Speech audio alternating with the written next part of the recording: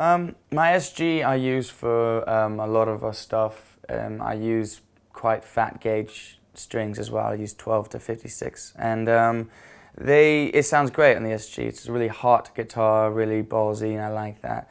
My other guitar I use a lot is my Fender Thinline 72 reissue, and that is great because, you know, with a few of our songs, I play lots of rhythm. I play, you know, mostly rhythm stuff, a few riff-based ideas, but Ted really takes a lot of the solo stuff. So the Thinline, you know, we need a jangly sound for some of the stuff that we do, and I capo a lot of our songs, and it's just, you know, the Thinline and the SG, you pretty much got your bases covered.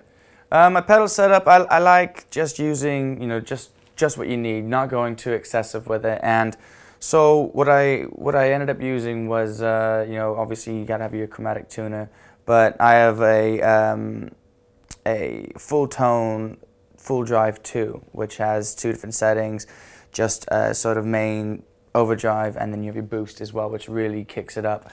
And then I have a color sound overdrive, and the color sound pedals were made in the 70s, 60s, and 70s, like by, you know, one family in sort of north of Britain somewhere, in a shed type thing. And they still make them handmade, the same people. And so I got one of those, and for my overdrive, and it's a really, really big pedal. I don't use it for that often for chords and stuff, mainly when I'm doing riffs. Sort of lead riffs, it really cuts through and is great, but you don't really want to use it for any sort of power chords or anything because it could sound quite metal, and with our band it doesn't work.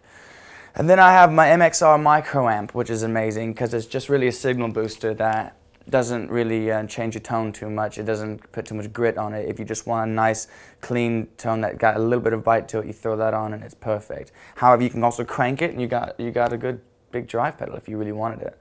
And for my reverb, I use the Holy Grail Nano. I used to have a standard Holy Grail, but they kept breaking on me. And I think for tour and transport, the Nano is all you need because it saves space on your pedal board, and they're more reliable. And the control is a bit better as well.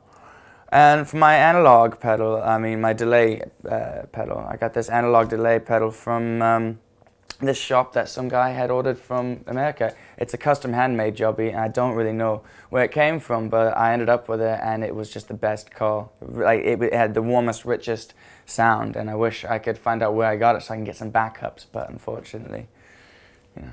But that's all, and that's all I have. That's all you really need. I mean, that's all I really need. You know, Ted is a different matter altogether because he's doing a lot more lead-based stuff. He needs a lot of the effects, and but me, I just keep it simple.